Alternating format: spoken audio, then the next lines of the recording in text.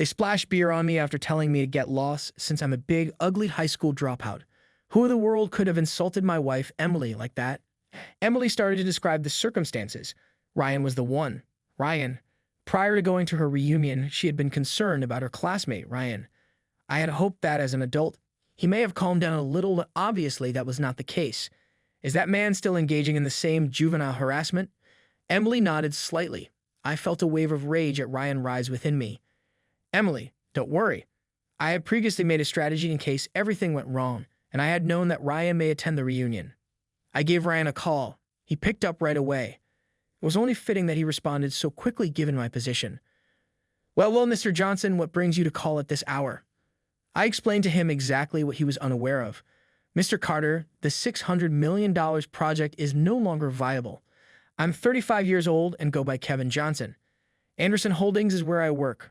Within the group, our firm runs retail outlets and manages wholesale food distribution. We create business plans for these locations, organize marketing initiatives, and oversee daily operations from our headquarters. The business brings about $1 billion a year. Our revenues will rise considerably more if our current countrywide project is completed effectively. A substantial sum of money is involved in this transaction. As the president of the firm, I personally supervise the talks until the project is completely on schedule. I barely received my middle school diploma even though I work for such a large firm. My parents died when I was a little child, which is why. It was an unanticipated accident that nobody could have expected. I never thought things would work out this way. I hid myself in a foster care institution when my parents passed away. Overnight, my entire world altered, and I was overcome with sorrow over my parents' untimely passing. For a while, I was depressed, but it wouldn't help to remain mired in sadness. In the face of useless time, I compelled myself to go on. I so made the decision to keep going to school as usual. But I soon discovered that society frequently treats disadvantaged kids badly. I heard you don't have parents. The one who said that to me as I showed up in worn-out clothes was none other than my classmate, Ryan. Well, must be tough, huh? I can't even imagine living like that, poor thing. Ryan was the worst kind of middle school bully, always picking on weaker classmates. I don't remember exactly what triggered his harassment. Was it when he found out I live in a foster care facility, or was there some other reason? I can't recall the details, but one thing was certain. Ryan, who was the class leader, had made me his target. His relentless bullying wore me down day by day. Now, where could your textbook have gone, Ryan? You better find it soon, or tomorrow's lessons are going to be tough for you. Having my belongings hidden, being forced into activities I didn't want to do. No matter how much I want to forget those days of harassment, they remain burned into my memory. Memories of bullying never truly fade, and they lurk in the back of my mind, ready to surface and torment me at unexpected moments.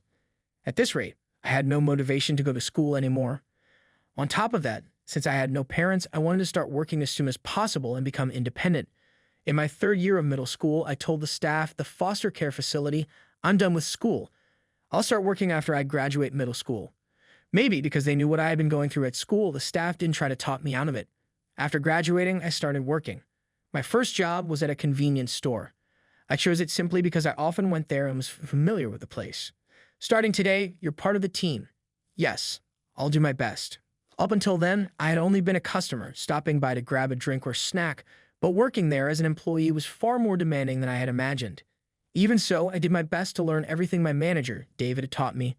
I threw myself into the job, determined to do well. After completing my probation period smoothly, I felt like I was finally getting the hang of things.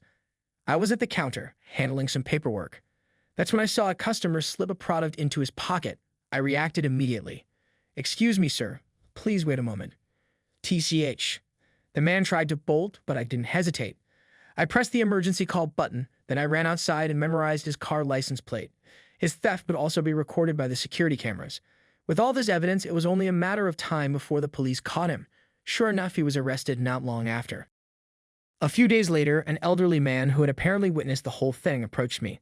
"That must have been quite an ordeal for you," he said. He was a regular at the store, often coming in to buy cigarettes. It seemed he had been there that day as well. "I heard the shoplifter got caught here the other day. You saw what happened." "Yeah, the alarm went off and it really startled me." Then he gave me a knowing smile. "It might sound inappropriate to say this, but it's not every day you get to witness something like that. It was quite an experience. Honestly, it was my first time dealing with a shoplifter too." "Is that so?" He nodded, looking impressed. To be honest, I hadn't expected myself to react so quickly that day. Why was I able to handle it so decisively despite it being my first time? Maybe it was because of my sense of responsibility and dedication to my job. Thinking that way gave me a little confidence in myself. You've got guts, so why are you just working a part-time job at a convenience store? Guts, huh? Yeah, you're bold and quick-witted. I bet you could excel at something far greater than this. It seems like a waste for you to spend your time on a mere part-time job. His words were so unexpected that I was caught off guard. But even if I had guts, landing a good job wasn't that easy. In this world, without an education, it's nearly impossible to land a well-paying job. And depending on the circumstances, finding any decent employment can be completely out of reach. It's not really an interesting story to tell. If you don't mind, I'd really like to hear it. Seeing how insistent he was, I figured, why not? At that moment, there were no other customers in the store. I could afford to chat a little while stocking shelves. So I told him about losing my parents and how I started working to support myself. He listened quietly, attentively. His genuine interest encouraged me to keep talking. Maybe deep down, I had been longing for someone to listen to my messed up past. Then he made an unexpected offer. In that case, why don't you come work for me? Huh. I can guarantee you better pay than a part-time job. Actually, let me introduce myself properly. His business card had his name as George Anderson. Apparently, he was the president of Anderson Holdings. Even someone as clueless about the business world as me had heard of that company. I was stunned. Why would the president of such a major company offer me a job? Why me? I just think it'd be a waste for someone with your dedication and work ethic to remain stuck in a part-time job. So how about it? Would you like to put your talents to use at my company? It sounded unbelievable. I stared at the business card, trying to process it. If I could, I'd say yes right away, but I held myself back. There was no way to confirm that he was really the president of Anderson Holdings. Business cards can be faked after all. I forced myself to think rationally and gave the best response I could at the moment. Would it be all right if I gave you my answer later? Of course. If you're interested, just call the number on the card. I'll be waiting. With that, he simply bought his pack of cigarettes and left. As soon as my shift ended, I rushed back to the foster care facility and examined the card again. Then, using the only computer available there, I looked up Anderson Holdings. When I checked the company's website, I found his photo. George was listed as the president and CEO of the company. I was shocked to realize that he was truly the president of Anderson Holdings. There was no room for doubt anymore. He had genuinely scouted me for a job at Anderson Holdings. A future spent working part-time at a convenience store wouldn't get me anywhere. Even if I started at the bottom, joining a major company was the smarter move. I made up my mind. I would work at Anderson Holdings. On a day off, I gathered my courage and called Mr. Anderson. My heart pounded with nerves. Would I be able to speak properly? Would I leave a bad impression? Hello, this is Kevin. Oh, Kevin. Feeling like my life was about to change, I took a deep breath and gave him my answer. I'd love to accept your offer. I see, he said, sounding pleased. I've been waiting for this call. Welcome aboard. From there, things moved forward quickly. I visited Anderson Holdings headquarters for the first time and had a meeting with the HR department. At the beginning, I was assigned to general affairs, where my tasks included cleaning, making tea, and handling miscellaneous duties. Determined to prove myself, I worked hard and did my best at every task given to me. Eventually, my dedication was recognized and I was entrusted with administrative work. As I diligently took on my new responsibilities, Mr. Anderson unexpectedly approached me. How about trying sales? Huh, are you sure? With your enthusiasm, I'm sure you'll do just fine. Give it a shot. And so I was given the opportunity to work in sales. I was 20 years old when I officially became a sales representative. Of course, I didn't master everything right away. Still, I relied on the boldness that Mr. Anderson had recognized in me and kept pushing forward, making sales calls over and over again. Eventually, my struggling sales numbers began to rise. Seeing my own progress was incredibly rewarding, and I threw myself even more into my work. During this time, I met a woman. Her name was Emily. She was a woman working in the accounting department, but in fact, she was my classmate in middle school. Since the headquarters is a large building, employees from different departments don't often run into each other. So even when I caught a glimpse of her, I only thought it was a coincidence. But during a casual conversation, I found out that she was my former classmate, and I was shocked. I never thought I'd see Kevin working here. I was scouted by Mr. Anderson. Really? I was scouted by him too. Apparently, Mr. Anderson has a habit of scouting students who work diligently at their part-time jobs. Later, when I asked him about it, he told me that many young people with great potential are forced to take part-time jobs due to personal circumstances. To ensure that their talents aren't wasted, he actively reaches out to them. That's why he reached out to both Emily and me. I'm truly grateful to him for that. Good morning, Emily. Good morning, Kevin. Since reconnecting at work, I became close with Emily. Having gone to the same middle school and sharing common memories made conversations easy. I continued working in sales, and as I kept putting in the effort, my sales performance improved significantly. Eventually, I became one of the top salespeople in the company. Recognizing my achievements, I was promoted to section chief. Before long, rumors started circulating that I might become the youngest department manager in company history. Then, at the age of 27, Mr. Anderson called me in. "I want you to take over as president in the future." What? I was stunned by the unexpected offer. Sure, my sales numbers were high, but for him to suggest such a thing to an employee still in his late 20s, was he serious? Seeing my shock, he explained his reasoning. "Your dedication to your work is something I don't see in others. You also have a strong willingness to learn. After you take over as president, I will step into the chairman's role and support you. It may be overwhelming at first, but you'll get used to it. Still, will you accept?" All right. I wondered if I was truly fit for the role, but I was confident in my achievements. And if I kept gaining experience, I would undoubtedly become the most knowledgeable person about this company. So I decided to accept the position. From there, my promotions continued, first as the youngest department manager, then division director, and later executive director. A year after becoming an executive director, Mr. Anderson stepped down and became chairman. At 33 years old, I officially took over as president. 2 years have passed since then. I've grown accustomed to my role as president. Then one day, some news arrived. There's an invitation for a class reunion. Really? Emily handed me the letter that had arrived at our home. It was an announcement for a middle school class reunion. In fact, before I took over as president, I had grown closer to Emily, and we got married. Now she works as my secretary, supporting me and running the company. Anderson Holdings is primarily managed by the two of us, with guidance from the chairman, Mr. Anderson. I read through the class reunion invitation. The date seemed convenient enough. Of course, there was always a chance that work could interfere, but as the president, it was an everyday reality. Should we go? Might as well. It's a good opportunity. There were some unpleasant memories, but most of my friends had been kind to me. The truth was, there were many people I wanted to see again. However, Emily seemed concerned about something. Ryan might be there. Yeah, that's true. Ryan, the guy who tormented me in middle school, could very well show up. That was something. We had to be prepared, for apparently he's now the president of a company called Carter Foods. Given his arrogant nature, though, it's hard to say that his business is doing well. Well, maybe he's changed after all these years. I could never forget the way he harassed me, but it's been 20 years.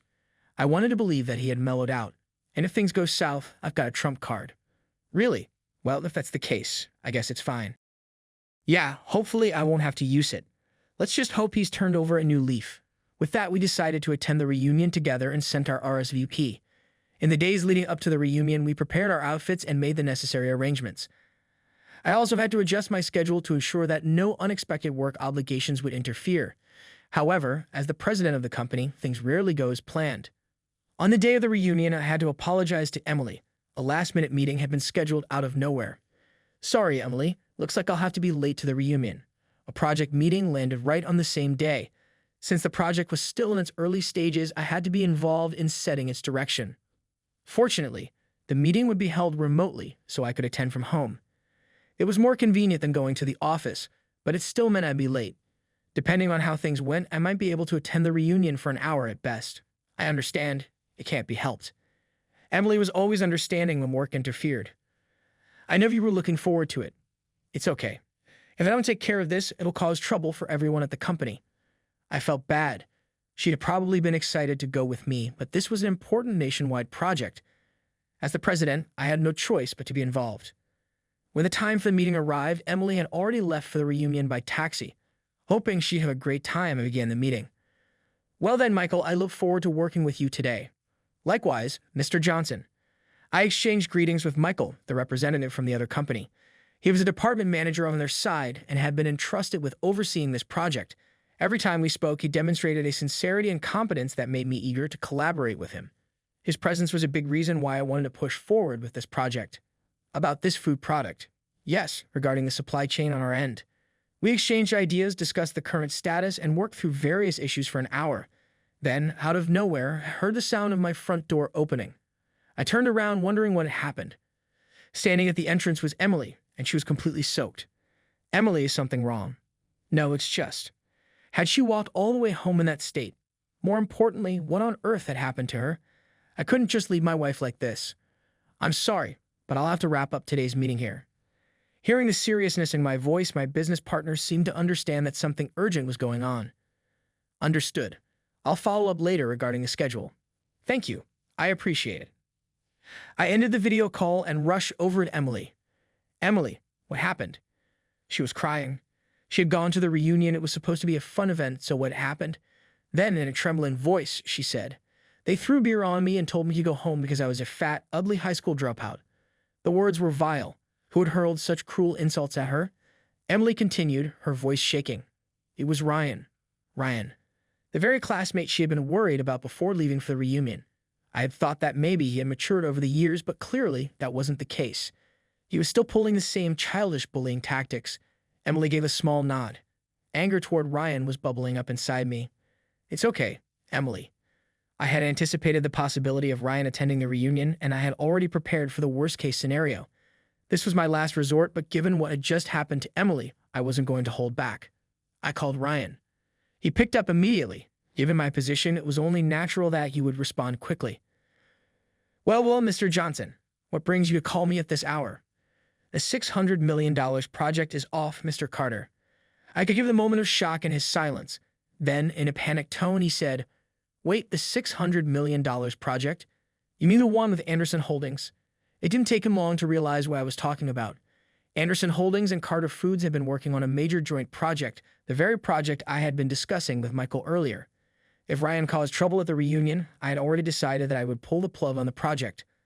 A project worth $600 million. While no money had officially changed hands yet, we had already made significant progress in our negotiations. That's why Ryan struggled to process why I had just told him. Wait, canceling the project? Why? What do you mean, why? Do you even realize what you've done? I don't know what you're talking about. Surely, this must be some kind of mistake. He genuinely seemed clueless about why I was canceling the project. It hadn't even crossed his mind that he was the cause. He felt absolutely no guilt for what he had done. I laid out the truth for him. It seems you decided to throw beer on my wife. What? There was a brief silence as Ryan processed my words. Then suddenly, he seemed to recall something and let out a stuttering groan. Wait, that woman was your wife, Mr. Johnson? That's right. For the record, he still didn't know that I was also the president of Anderson Holdings. He only knew me as the president from the business negotiations. Hearing my cold tone, he started scrambling for an excuse. Well, you see, it was just a spur-of-the-moment thing. You think it's acceptable to pour beer on someone just because of a spur-of-the-moment decision. I pressed him hard, and he was clearly rattled. So, as I said, the $600 million project is off. You'll have to find another partner. Wait, if we lose that project, my company will be in serious trouble. Carter Foods was already struggling. They had staked their entire future on this project with us, but now I was pulling the plug. This would be a devastating blow to them. Please reconsider. If this project collapsed before it even started, Carter Foods could very well go bankrupt. But why should I show Ryan any mercy? Reconsider? Why would I do that? I was furious, not just because Ryan had failed to grow as a person in the past 20 years, but also because he had humiliated my wife and thrown beer on her at the reunion. How could I possibly forgive such despicable actions? That's all I have to say. Wait, Mr. Johnson. Let's talk this through. Ryan was still desperate, but I didn't care. I held up the phone. Because I spoke with an intensity one rarely showed, Emily stared at me in shock. She had never seen me this angry before, not since I started my career. I turned to her and gently placed a hand on her shoulder. Are you okay, Emily? Yeah, I'm okay. Then, in a small, trembling voice, she whispered, Thank you. She probably hadn't expected me to get this upset on her behalf, but as her husband, this was only natural. You don't need to thank me. I had already decided that if Ryan caused trouble, I'd use this project as leverage. We don't need Carter Foods for this deal anyway. There were plenty of other companies eager to partner with Anderson Holdings on this project. The only reason we had chosen Carter Foods was because of Michael. He was a reliable, trustworthy man, and I felt bad for abruptly cutting the project. I'd have to apologize to him later. But no matter what, Ryan's arrogance could not be tolerated. I would have to find another business partner. As I thought about what lay ahead, Emily took a shower and changed into fresh clothes. With Ryan there, she probably had no intention of returning to the reunion. I had no desire to go either. I wasn't about to give Ryan a chance to make excuses. We could always attend a future reunion instead. Cheers. Dressed in our comfortable home clothes, we clinked our cocktail glasses together. As she took a sip, Emily smiled. Then she said something unexpected. You saved me like this before too. Huh. I grew up in a single mother household, remember? So Ryan used to pick on me back then too. Emily had indeed been raised by a single mother. Unlike me, though, her parents had divorced. She had attended high school for a while, however, due to financial difficulties, she had to drop out and start working. Since she and Ryan had gone to the same high school, he had known about her situation. After dropping out, she found a job at a restaurant where she eventually met Mr. Anderson, just like I had. As I recalled her past, Emily spoke again. You stood up for me when Ryan was harassing me. What? You don't remember? She pouted slightly. Hearing that, I searched my memories, and then it hit me. I hadn't always been Ryan's target. His bullying had turned toward me only after I had defended Emily. Stop it. What's it to you? She hasn't done anything wrong. In my memory, all that remained was the fact that Ryan had bullied me. I had completely forgotten the events that led up to it. But Emily had never forgotten that I had helped her. That's probably why, when she realized we were working at the same company, she reached out to me. You haven't changed, Kevin. She blushed slightly and smiled. I realized that perhaps she had started having feelings for me back when I stood up for her. And now that we were married, it felt as if I was witnessing that moment all over again. The difference between then and now was that I had power. That was why I had been able to protect her this time. Seeing her smiling like that made me feel a little embarrassed, and I scratched my cheek. At the same time, I felt happy, like our bond had deepened even more. The next day, I returned to work as president. As expected, the $600 million project with Carter Foods was officially scrapped. I'm sorry, Michael. No, I understand. This is Mr. Carter's own doing. If anything, I should be the one apologizing. Michael gave a wry smile. To be honest, his arrogance has been a problem for us too. Maybe this will be a wake-up call for him. Oh, is that so? Yes. I was relieved that he understood. I had worried that Michael might be upset, but hearing his response reassured me. Actually, I'm planning to leave Carter Foods soon. Oh, really? Yes. Now that the project has fallen through, there's no reason for me to stay. Besides, dealing with Mr. Carter's arrogance has been exhausting. It seemed Ryan had been treating his own employees with the same arrogance. I couldn't help but chuckle. What a terrible leader he was. So, I made him an offer. In that case, why don't you come work for us? Are you serious? I'd be glad to have a dedicated and honest employee like you. Think about it. Thank you. I'll definitely give it serious consideration. Michael's response was enthusiastic. Of course, the final decision was his, but I would be happy to work with him again in the future. The project had been scrapped once, but we were already close to securing a new partner. The reunion had turned into a mess, but everything else was moving forward smoothly. However, just when things seemed peaceful, trouble arrived unexpectedly. Mr. Johnson, Mr. Carter is here. I never expected Ryan to show up at Anderson Holdings headquarters unannounced. His sheer audacity left me exasperated. He's been demanding to see you. We had already found another company to partner with. There was no reason to engage with him anymore. But Ryan had staked his entire company's future on that $600 million project. Without it, he likely had no way to keep his business afloat. Still, letting him continue making a scene here wouldn't help anyone. I decided to hear him out. Mr. Johnson, what do you want, Ryan? I told you the project is off. I stepped out to meet him. The moment he saw me, his eyes widened in shock. You, Kevin. Oh, you hadn't realized? His entire body stiffened. He didn't realize that my wife's husband and the president of Anderson Holdings were the same person he used to bully back in middle school. He probably thought I had been holding a grudge since then, but instead of apologizing, he immediately became desperate and combative. If you cancel that project, do you even understand what will happen? Oh, and what will happen? My company could go bankrupt. Did you really think that was a valid threat? I sighed, exasperated by his pathetic attempt at intimidation. If your company's survival depended on this deal, then you should have been more careful about how you conducted yourself. You were the one who betrayed us by throwing beer on my wife. We were fully committed to the project, and if not for your actions, we would have seen it through to the end. That's because I didn't know Emily as your wife. He kept making excuses, refusing to take responsibility for his actions. How could anyone trust a company run by a man like this? Ryan stomped his foot in frustration. Damn it, just restart the project with us. Unfortunately, we've already chosen a new partner. Carter Foods is no longer in consideration. Don't screw with me. If my company goes under, how do you plan to take responsibility?